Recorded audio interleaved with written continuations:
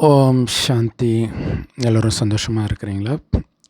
சமீபமாக மறைந்த கராத்தே வீரர் ஷிஹான் ஹுசைனி. அவர் சில விஷயங்கள் பண்ணதுனால தான் சீக்கிரமாக ஃபேமஸ் ஆனார், உலகத்தின் கவனத்தை ஈர்த்தார். அவர் சில விஷயங்கள், குறிப்பாக 2 விஷயங்கள் சொல்கிறது, பிரம்மகுமாரிகளுக்கு, குறிப்பாக நம்மை போன்ற கடைசியாக வந்தவர்களுக்கு, இல்லை இன்னும் ஒரு 10-11 வருஷம்தான் இருக்குது அப்படின்போது நம்ம எவ்வளோ கடைசியாக வந்திருக்கிறோம். பாபாவும் வர்றதே நிறுத்திட்டார். இந்த மாதிரி இருப்பவர்களுக்கு கூட கவலைப்படாதீங்கன்னு பாபா ஒரு விஷயத்த சொல்லியிருக்கிறார்.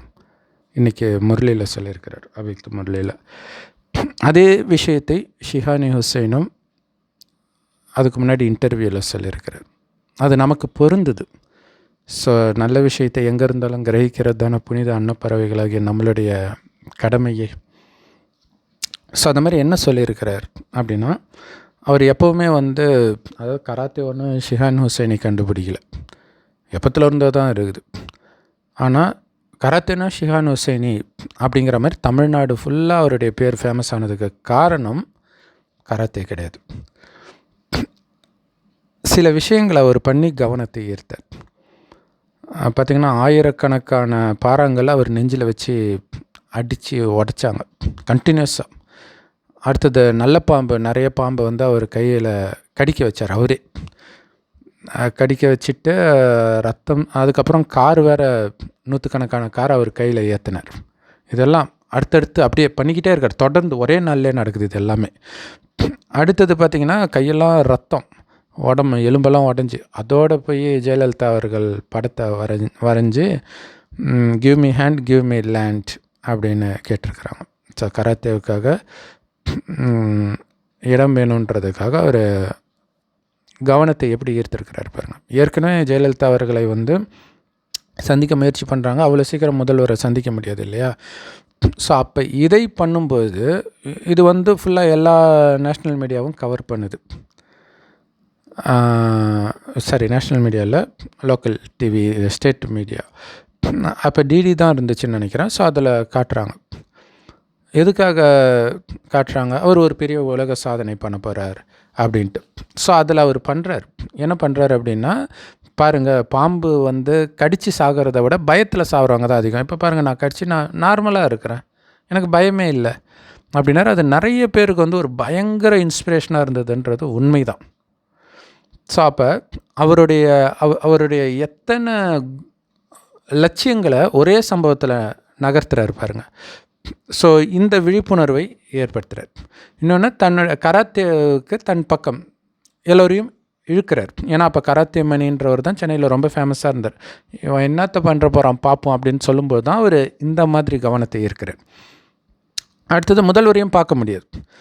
முதல்வருடைய கவனத்தை ஈர்க்கிறதுக்காக டக்குன்னு அது முடிஞ்சோடனே முதல்வருடைய படத்தை வரைகிறார்.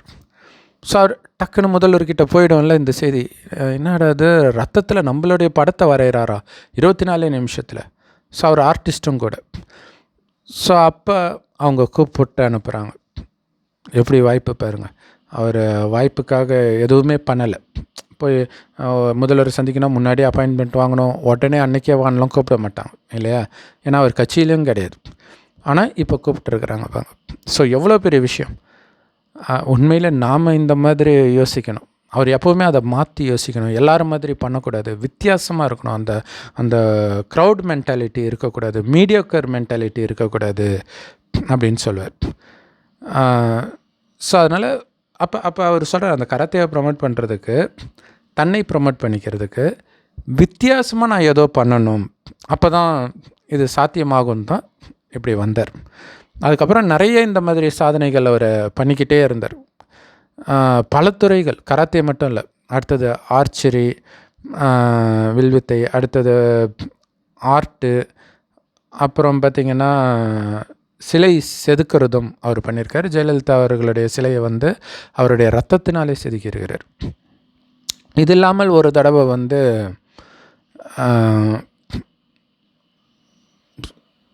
ஜெயலலிதா அவர்களை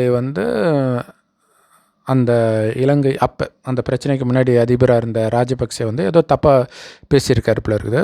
அந்த கண்டனத்தை அவர் தெரிவித்தால் அது எப்படி எல்லோரும் பார்ப்பாங்க இல்லையா?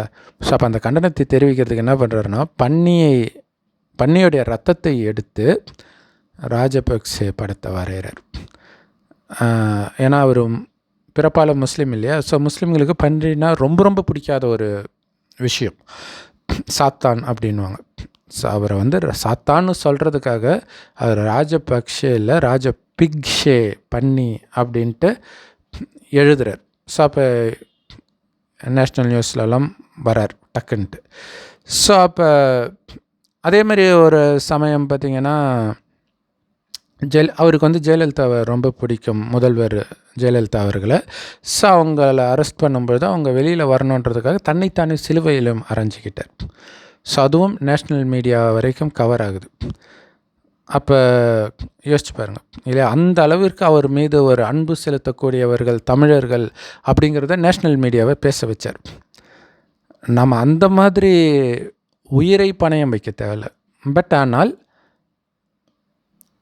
டிஃப்ரெண்ட்டாக எப்படி இந்த ஞானத்தை சொல்கிறது, அதை தான் பாபா சொல்கிற, டிஃப்ரெண்ட்டாக பண்ணுங்க இல்லை, அரசாங்கத்தை திரும்பி பார்க்க வைங்க. ஆக்சுவலாக இன்றைக்கி முரளியில் கூட சொல்லியிருப்பார், அந்த கிராமத்திலலாம் சேவை பண்ணுறீங்க, கிராமத்தை சுத்தமாக வச்சுருக்கிறது எப்படி, அப்புறம் அந்த மது பழக்கத்தில் இருந்தெல்லாம் விடுபடுறது எப்படி, அந்த மாதிரி விஷயம்லாம் பிரம்மகுமாரிகள் அந்த டைமில் பண்ணியிருக்கிறாங்க. இதை அரசாங்கத்துக்கு தெரியப்படுத்துனீங்களான்னு கேட்குறாரு.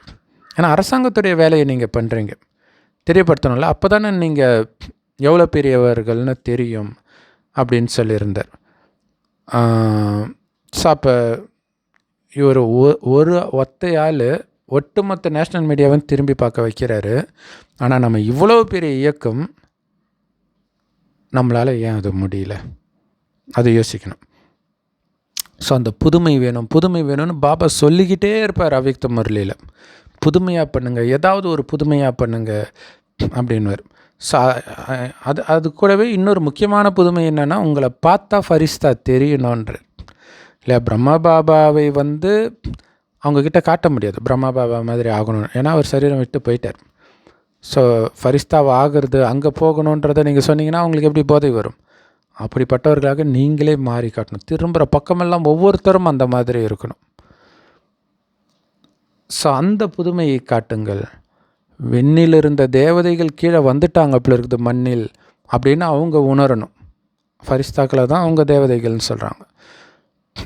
அடுத்தது முக்கியமாக இவர் சொல்கிறாரு என்ன அப்படின்னா, எப்படி ஒரு துருதுருன்னே இருக்கிறீங்க அப்படின்னு கேட்கும்பொழுது அவர் சொல்கிறாரு, பாஸ் இந்த உலகம் ரொம்ப வேகமாக போயிட்டு இருக்குது பாஸ். ஸோ அந்த ஸ்லோவாக பண்ணுற நேரம்லாம் இப்போ கிடையாது. அது இல்லாமல் அவர் அட் எ டைமில் கராத்தே, வில்வித்தை, ஆர்ட்டு, ஸ்கல்ப்சர், இது இல்லாமல் மியூசிக் வேறு பண்ணுவார். ஸோ இவ்வளோ விஷயத்தையும் அட் எ டைமில் பண்ணிகிட்டு இருந்தார் ஒரே நேரத்தில். இது எல்லாத்துலேயும் எக்ஸலும் பண்ணார். ஸோ இவ்வளவும் பண்ணணுன்னா அதிவேகத்தில் பண்ணாதான் முடியும் அப்படிங்கிறார். அதே தான் பாபாவும் நமக்கு சொல்கிறார் இல்லையா? ஓடி போகிற நேரமெல்லாம் கூட முடிஞ்சு போச்சு. நடக்கிறது, உட்கார்றது, ரெஸ்ட் எடுக்கலாம் டைம் கிடையாது. நடக்கிறதும் டைம் இல்லை, ஓடுறதுக்கும் டைம் இல்லை, பறந்துக்கிட்டே இருங்கன்ற. அதனால தான் கடைசி நேரத்தில் ஆஞ்சநேயர் பறக்கிற சக்தி கடைசியில் தான் அவருக்கு கிடைக்கும். அந்த நேரம் இப்போ சேவையிலும் பறக்கணும், சுய புருஷார்த்தத்திலும் பறக்கணும், எல்லைக்கு அப்பாற்பட்ட உணர்வுலேயே நிலைச்சி இருக்கிறது தான் இந்த பறக்கிறது. ஸோ ஃபரிஸ்தான்னு மேலே வர சொல்கிறதே பறக்கிறது தானே இல்லையா? அங்கே புத்தினால் அங்கே இருந்து உலகத்திற்கு சக்தி கொடுக்குறனாலே பறந்துக்கிட்டே இருக்கிறீங்க அப்படிங்கிறது தான். அடுத்தது குறிப்பாக இன்றைக்கி அவ்யக்த முரளியில் பாபா ஒரு முக்கியமான விஷயம் சொல்லியிருப்பார், லேட்டாக வந்தவங்களுக்கு. அது என்னென்னா, அந்த போதை ஒரு பணக்காரருக்கு, நான் ஒரு பணக்காரன் அல்லது பெரிய பதவியில் இருக்கிறாங்கன்னா அவங்க தனியாக தெரிவாங்கன்றார். ஏன்னா அந்த போதை அவங்களுக்கு இருக்கும் இயல்பாகவே. அப்படி இருக்கும்போது கடவுள்கிட்டே நேரடியாக ஞானத்தை எடுக்கிறீங்க. எவ்வளோ ஆஸ்தி, மிகப்பெரிய ஆஸ்திக்கு அதிகாரி, கடவுளுடைய ஞானம் உங்கள் கையில் இருக்குது, அவருடைய ஆஸ்தி உங்கள் கையில் கிடைக்குது. எல்லாத்துக்கும் மேலே இப்போ சுயராஜ்ய அதிகாரியாக இருக்கிறீங்க இல்லை? உலகத்தை அடக்கிறது பெரிய விஷயம் இல்லை, உங்களை அடக்கிறது தான் பெரிய விஷயம். இவ்வளவும் பண்ணக்கூடிய உங்களுக்கு எவ்வளோ போதை இருக்கணும், அந்த போதை உங்கள் முகத்தில் சதா தெரியணும் அப்படின்னு பாபா சொல்கிறார். இது கண்டிப்பாக நான் பண்ணியே தீருவேன்னு மட்டும் நீங்கள் உறுதி எடுங்க. இப்போ வந்திருந்தால் கூட நாராயணன் ஆக முடியுன்றார்.